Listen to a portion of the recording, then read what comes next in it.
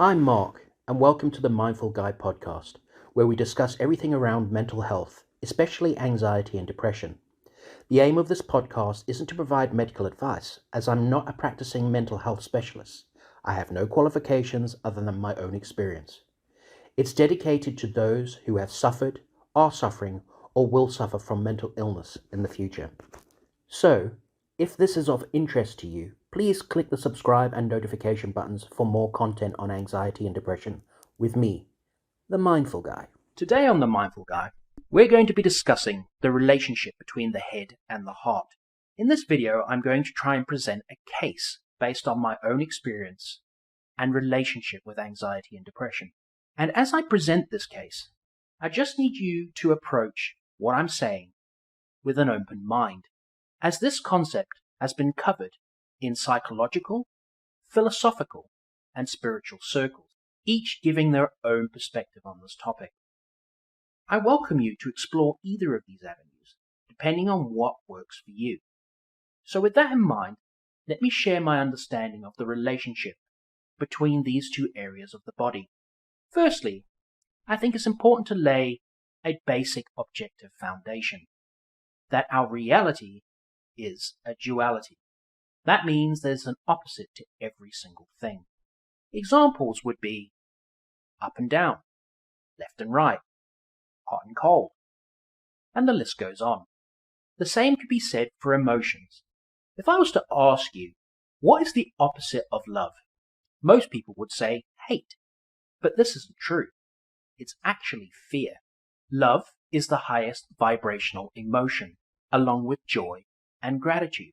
Fear is the lowest vibrational emotion, along with shame, guilt, and judgment. What I would like you to do is draw on a piece of paper or in your mind a straight line. On the left side, I want you to write love, and on the other side, I want you to write fear. In the middle, write indifference. Indifference is when you have no emotional opinion one way or the other. Now that you've drawn that scale, where would you plot yourself right now? Towards the love end or the fear end? So, hold that thought and let's turn our attention to the heart space.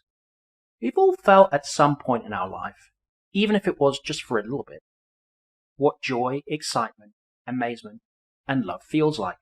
And where do you feel it? In your heart area, of course. And that's why the universal symbol for love has always been a heart shape, because that's where love lives. But let's look a little deeper. It's interesting to note that the heart is the first organ in your body to fully form as you developed in the womb. I find this quite interesting, because that means you had a heart space first, or you were love before anything else. And if the physical act of making a baby is known as making love, is that a coincidence? What about the spiritual aspect, where God, Source, or the universe, or whatever title you wish to call this entity, is referred to as love? Heard of the saying, God is love? And if it's true that we're made in God's image, then aren't we the spiritual love incarnated? Like I say, this might be too deep for most people, but if you spend time thinking or researching this from whatever perspective, you'll notice that love is the strongest theme. You'll quickly understand that whether you look at this from an intellectual, physical, or spiritual perspective, love is the dominant emotion. You are love. That is our natural state of being. Now let's look at the mind and where that sits on the scale. The mind is where it all happens, mainly the conscious mind and the subconscious mind. Medical circles believe that 88% of what happens in the mind is the subconscious mind, and only 12% is the conscious mind. If we were to look at this in computer terms, the subconscious mind is where all the files are stored, and the conscious mind retrieves these files when they are needed. And if your program growing up was negative, or you experienced something traumatic, your subconscious mind will hand those files over to the conscious mind. This is why mindfulness and catching thoughts by doing a quality control check is important.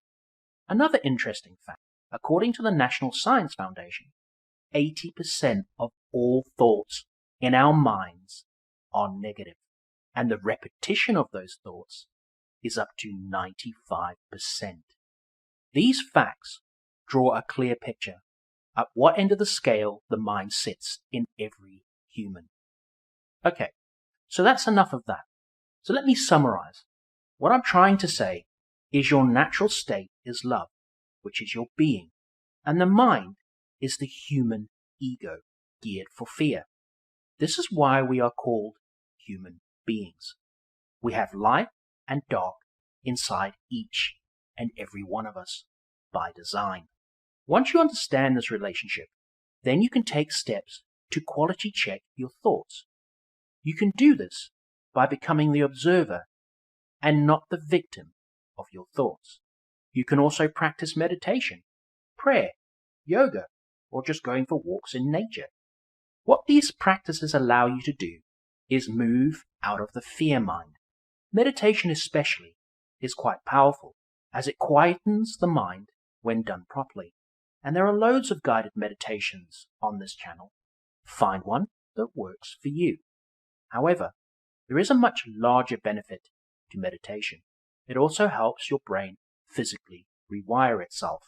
The more you remove yourself from the mind space, you will automatically go back to the heart space. You won't have to do anything.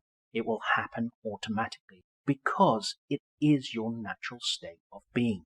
I hope I've stated my case and that you begin to practice the art of moving away from the mind because your heart misses you. Let me know if this helps, and I'll see you again on the next episode of The Mindful Guy. If you like what you hear and this is of interest to you, please click the subscribe and notification buttons for more content on anxiety and depression with me, The Mindful Guy.